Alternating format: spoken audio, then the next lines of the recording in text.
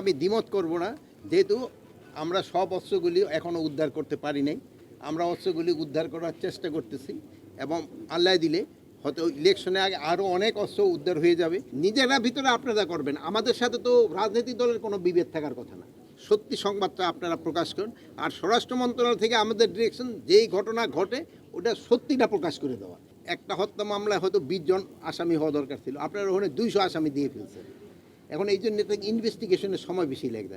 আমি দ্বিমত করব না, যেহেতু আমরা সব অস্ত্রগুলি এখনও উদ্ধার করতে পারি নাই। আমরা অস্ত্রগুলি উদ্ধার করার চেষ্টা করতেছি এবং আল্লাহ দিলে হয়তো ইলেকশনে আগে আরও অনেক অস্ত্র উদ্ধার হয়ে যাবে এবং ইলেকশনটা যেন আপনাদের সহযোগিতায়, জনগণের সহযোগিতায় ভালোভাবে হতে পারে, এই জন্য আমরা অবশ্যই চেষ্টা করব। আর ইলেকশনের কিন্তু এই আইন শৃঙ্খলা বাহিনী একটা স্টেক না, এটার মধ্যে সবচেয়ে বড় স্টেক হলো যারা ইলেকশনে অংশগ্রহণ করবে। 2 নাম্বার হলো আপনার ইলেকশন কমিশন, তারপরে হলো প্রশাসন, আর তারপরে হলো আমরা আইন শৃঙ্খলা বাহিনী। এখানে সবচেয়ে বড় স্টেক হলো যারা ইলেকশন করবেন, রাজনৈতিক দল বা ইভেন যারা হিসেবে কী বলে ইন্ডিপেন্ডেন্ট হিসেবেও করতে চায়, তারা কিন্তু মূল ভূমিকাটা পালন করবে।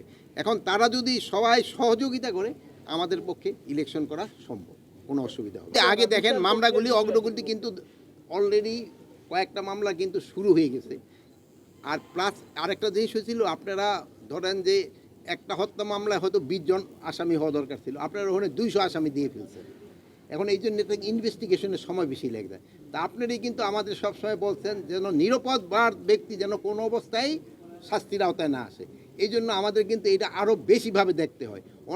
অনেকে নিজেদের স্বার্থ সিদ্ধির জন্য অনেকে কিন্তু কিছু নিরীহ লোকের নাম দিয়ে দিছে, এই জন্য কিন্তু সময়টা বেশি লাগবে। যদি তারা অ্যাকচুয়াল আসামিদের নামটা দিত, তবে কিন্তু এত সময় লাগতো না। সত্যি সংবাদটা আপনারা প্রকাশ করুন।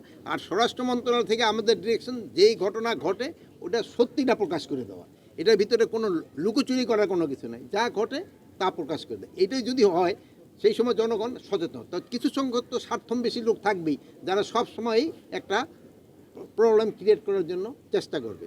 এই জন্য আমি যেই সব রাজনৈতিক দলগুলি এই পুলিশের সাথে এবং অন্যান্যের সাথে একটা বিভেদ করার চেষ্টা করছে, তাদের অনুরোধ করব আপনারা নিজেরা ভিতরে আপনারা করবেন। আমাদের সাথে তো রাজনৈতিক দলের কোনো বিভেদ থাকার কথা না। আপনারা কাজ করবেন, আমাদের কাজ করবেন। আমাদের কাজ হলো আইন শৃঙ্খলা রক্ষা করা, আর আপনাদের কাজ হলো জনগণের কাছে যে ভোট আদায় করা। আপনারা তাদের জন্য চেষ্টা করেন, আর আমরা হলো জনগণের জন্য যেন তারা সুখে শান্তিতে থাকতে পারে, ওটার ব্যবস্থা করার দায়িত্ব হলো আমাদের। সুজন, চল তো বাড়ির কাজটা দেখে আসি। বাড়ির কাজ তো প্রায় শেষ, আগামী মাসেই উঠতে পারবো। জায়গা কেনার পর কোনোদিন ভাবিনি বাড়ি দেখে যেতে পারবো। বাবা, তুমি করেছো জমি আর আমি করলাম বাড়ি, এখন থাকবে তোমার নাতি। আমি কিন্তু দাদুকে ছাড়া থাকবো না। এ বাড়িতে আমরা সবাই একসাথে থাকবো। বসুন্ধরা সিমেন্টের দৃঢ় গাঁথুনি গড়েছে 3 প্রজন্মের এক ঠিকানা।